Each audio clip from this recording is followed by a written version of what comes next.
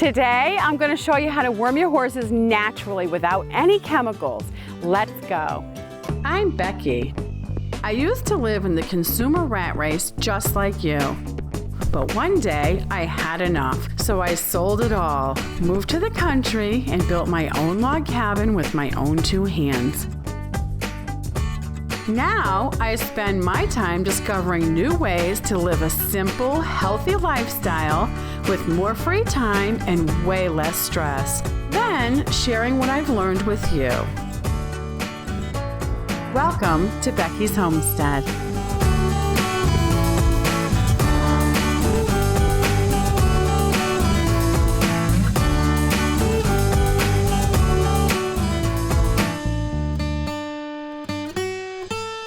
Today, I'm going to show you how I worm my horses the natural way.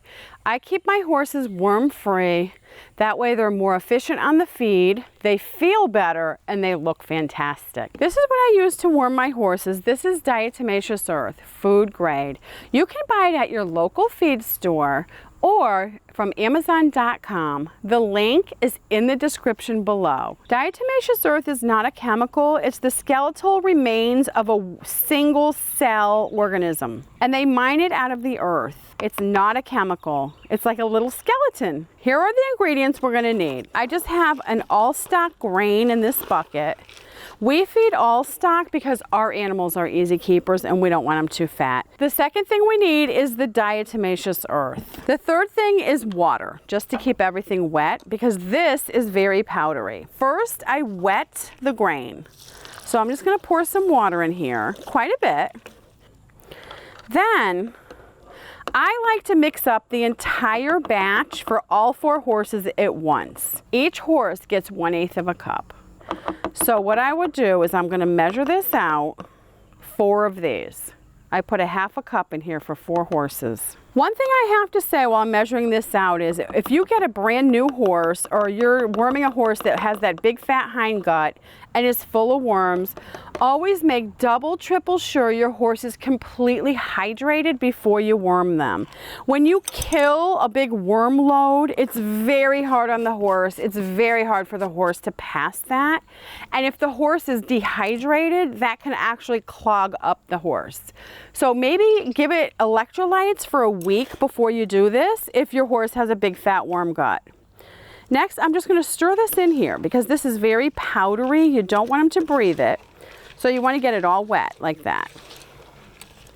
Now what I would do is wait until this is completely absorbed on the bottom, and I just keep stirring so I know the powder doesn't settle to the bottom. But as you can see, the water is almost gone already.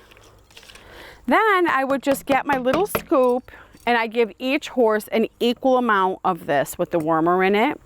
Also, if your horse has a big fat worm gut, you would want to do this 5 days in a row. Each and every day, once a day. Give them the diatomaceous earth. After you're sure your horse is completely hydrated. After you do it for 5 days in a row, stop for 5 days. Then repeat. 5 days on, 5 days off. 5 days on, 5 days off. You can do that up to 2 months if your horse has a poor condition and it has a lot of worms. 2 months in a row. Once your horse is in great condition like mine look, I only do it 3 days in a row. I'll say every 2 months. You don't have to do it as often. If I go to a horse show or I go riding, and I come in contact with horses that don't look quite so great, that they might have worms, I will come home and worm my horses for 2 or 3 days in a row after that. Another thing I want to mention about the diatomaceous earth is we worm all the animals with it. You cannot spot worm a farm. I can't worm only the horses and not worm the dogs and the chickens and the pigs because worms will just bounce around on your property and you'll never get rid of them or you'll never get them down to a minimum.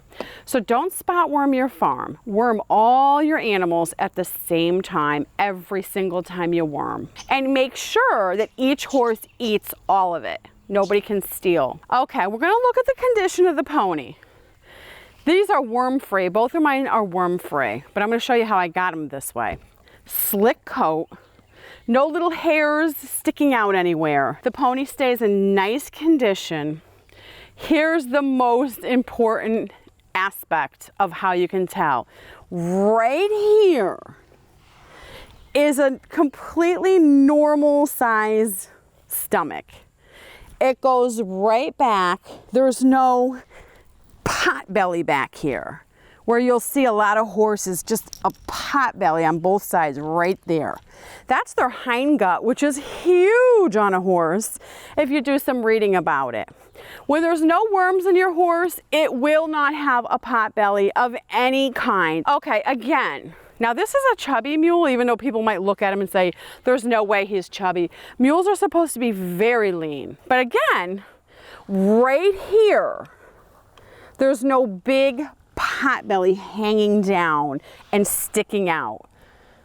And again, if you look at Charlie's coat, it's a nice, very slick, very nice coat of fur. No little hairs sticking out anywhere.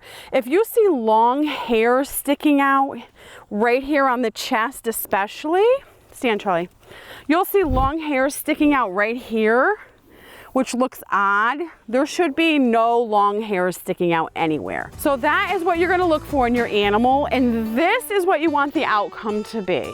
Sign up for Becky's Homestead newsletter. Go to beckysHomestead.com and sign up on the right. You'll get articles, news, and specials from Becky every month. Unsubscribe anytime, no spam. Thanks for watching. If you have any questions or suggestions, please email me and Doodles. Happy homesteading. Bye-bye.